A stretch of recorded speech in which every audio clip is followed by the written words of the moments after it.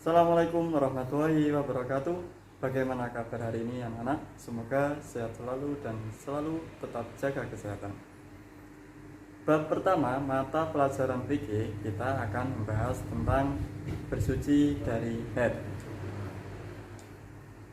Haid pengertian nanti kita membahas waktu, batas waktu haid, ada larangan-larangan selama haid, ada cara bersuci dari haid, dan terakhir hikmah bersuci dari haid.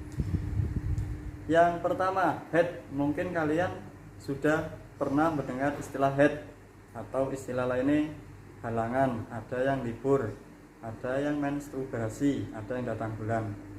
Haid sama. Haid artinya dalam bahasa artinya suatu yang mengalir. Kalau ada pengertian secara bahasa, ada juga pengertian secara istilah. Kalau menurut istilah, darah haid artinya darah yang keluar dari rahim perempuan yang sudah balik dalam keadaan sehat. Diulang, darah haid menurut istilah artinya darah yang keluar dari rahim perempuan yang sudah balik dalam keadaan sehat. Kalau anak perempuan yang sudah balik keluar darah dari rahimnya, biasanya darahnya bernama atau namanya darah haid. Terus darah haid itu bagaimana? Batas waktunya apa saja? Batas waktunya berapa lama? Batas waktu haid pada umumnya seorang yang keluar darah haidnya itu 6-7 hari atau 1 minggu. Itu menurut kebiasaan.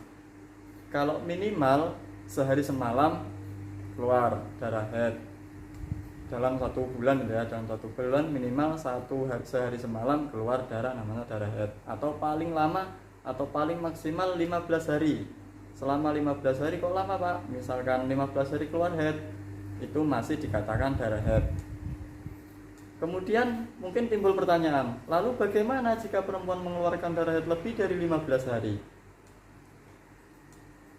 Darah yang keluar dari rahim perempuan itu tidak hanya darah haid, ada istilah lain atau ada darah lain namanya darah istihadah. Darah istihadah itu darah yang keluar dari rahim seorang perempuan dalam keadaan sakit atau melebihi masa maksimal haid. Kalau ada darah yang keluar pada masa selainnya haid atau tidak karena melahirkan, itu namanya darah istihadah. Ada lagi namanya darah nifas. Darah nifas itu darah yang keluar dari rahim perempuan setelah melahirkan. Jadi ketika seorang perempuan melahirkan, setelah melahirkan kok keluar darah, berarti itu darahnya darah nifas, bukan darah haid. Yang ketiga, ada lagi namanya darah wiladah. Darah wiladah itu darah yang keluar dari rahim seorang perempuan saat melahirkan atau biasanya beriringan dengan keluarnya bayi. Jadi yang pertama tadi ada darah haid, ada darah istihadah, ada darah nifas, ada juga darah wiladah. Selanjutnya ketika seorang yang sedang haid, itu apa saja sih hal-hal yang tidak diperbolehkan atau larangan bagi seorang yang sedang haid atau keluar darah haid? Yang pertama, sholat. Seorang yang sedang haid itu tidak boleh melaksanakan sholat, baik itu sholat wajib maupun sholat sunnah. Yang kedua, puasa, baik itu puasa wajib atau puasa sunnah. Yang kemudian nomor 3, itikaf, berdiam diri di dalam masjid, istilah lainnya itikaf, itu tidak boleh karena masjid itu tempat suci. Yang keempat, membaca dan membawa Al-Quran bagi seorang yang sedang haid itu tidak diperbolehkan. Yang kelima, tawaf. Tawaf itu mengelilingi Ka'bah 7 kali putaran. Kalau sedang misalkan ada seorang yang sedang haji, kemudian waktunya tawaf kok keluar darah haid, tidak diperbolehkan melaksanakan tawaf. Nah, setelah berhenti, ketika seorang wanita haid kemudian darahnya berhenti, maka diwajibkan mandi. Cara bersuci dari haid, mandi besar atau mandi wajib atau mandi janabah, istilah-istilah lainnya. Bagaimana caranya? Rukun mandi besar cuma ada 2. Yang pertama niat, yang kedua meratakan air ke seluruh tubuh. Adapun niat untuk mandi besar atau mandi janabah atau mandi wajib, yaitu nawaitul ghusla birofil hadasil akbari minal haidi fardhon lillahi ta'ala. Kalian harus hafal doa ini karena setiap perjalanan manusia kelak akan mengalami balik, dan ketika balik, ketika mengalami haid, nanti setelah berhenti diwajibkan mandi besar. Niatnya nawaitul ghusla lirafil hadasil akbari minal haidi fardhon lillahi ta'ala. Adapun sunah-sunah mandi banyak.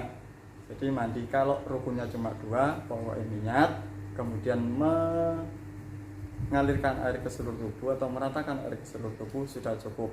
Tapi ada sunah-sunahnya.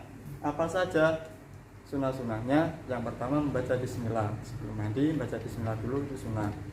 Kemudian berwudu, sebelum mandi bisa kita wudu terlebih dahulu, juga sunah.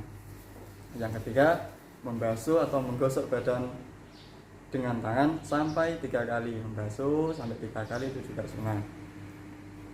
Mendahulukan anggota badan yang kanan, anggota bagian kanan terlebih dahulu, kemudian anggota yang kiri.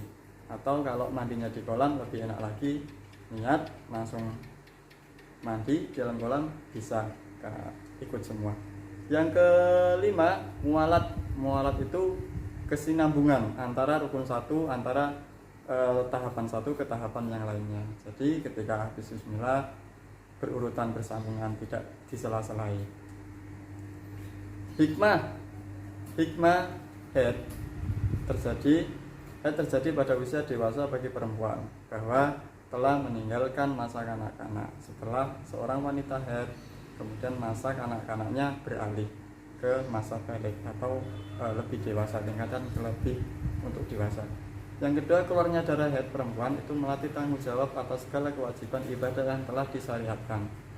Karena sudah balik, maka hukum syariat sudah diemban sendiri ketika melakukan hal-hal yang sifatnya mendapat dosa.